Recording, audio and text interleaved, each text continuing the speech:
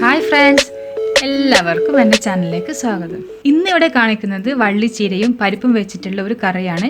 ഇത് ചോറിൻ്റെ കൂടെ നല്ലൊരു കോമ്പിനേഷനാണ്. വള്ളിച്ചീര എന്ന് പറയുമ്പോൾ മലബാർ ചീര അല്ലെങ്കിൽ ബസല്ല എന്നൊക്കെ പറയുന്ന ഒരു ടൈപ്പ് ചീര തന്നെയാണിത്. ആദ്യം നിങ്ങൾ ഈ ചാനൽ സബ്സ്ക്രൈബ് ചെയ്യുക, പിന്നെ നോട്ടിഫിക്കേഷൻസൊക്കെ കിട്ടാൻ വേണ്ടിയിട്ട് കുഞ്ഞു ബെല്ലൈക്കണും കൂടെ പ്രസ് ചെയ്യാം.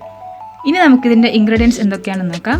നമുക്ക് 1/2 കപ്പ് പരിപ്പ് വേണം, പിന്നെ ഒരു 8-10 ചീരൻ്റെ ഇല, വള്ളിച്ചീര എന്ന് പറയുന്നത്, 1/2 കപ്പ് പുളിവെള്ളം, പച്ചമുളക്, ഒരു വലിയ ഉള്ളി, ഒരു ചെറിയ ഉള്ളി, ഒരു അല്ലി വെളുത്തുള്ളി. ആദ്യം നമുക്ക് ചീര ഇതുപോലെ ചെറുതായി അരിഞ്ഞെടുക്കാം. അതേപോലെ തന്നെ നമുക്ക് ഉള്ളികളൊക്കെ അരിഞ്ഞു വെക്കാം.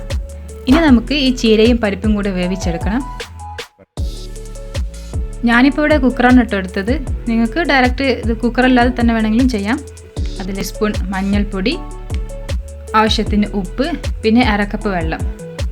നമുക്ക് നല്ലപോലെ ഒരു വിസിൽ അല്ലെങ്കിൽ 2 വിസിൽ. ഒരു വിസിൽ കൊടുത്താൽ ഒരുപാട് അടിഞ്ഞു പോവില്ല. 2 വിസിൽ കൊടുത്താൽ നല്ല പേസ്റ്റായി കിട്ടും. അത് നിങ്ങളെ ഇഷ്ടം പോലെ ചെയ്യാം. ഇനി നമുക്ക് ഒരു പാൻ വെച്ച് അതിലേക്ക് കുറച്ച് 1 ടേബിൾ സ്പൂൺ ഓയിൽ ഒഴിച്ച് കൊടുക്കാം. വെളിച്ചെണ്ണയാണ് എടുത്തത്. അതിലേക്ക് 1/4 ടീസ്പൂൺ കടുക്, അതേപോലെ 1/4 ടീസ്പൂൺ ചെറിയ ജീരകം, വറ്റൽമുളക്, കുറച്ച് കറിവേപ്പില.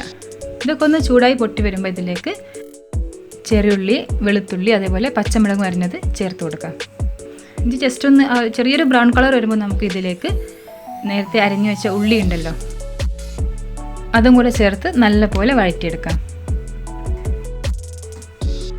ഇനി നമുക്ക് 1/2 ടീസ്പൂൺ മുളക് പൊടിയും കൂടെ ചേർത്ത് ഒന്ന് വഴറ്റിയെടുക്കണം. മുളക് പൊടിയൊക്കെ ചേർക്കുമ്പോൾ നമ്മൾ ഫ്ലെയിം ലോ ഫ്ലെയിമിലായിരിക്കണം, അല്ലെങ്കിൽ പെട്ടെന്ന് കരിഞ്ഞു പോകും.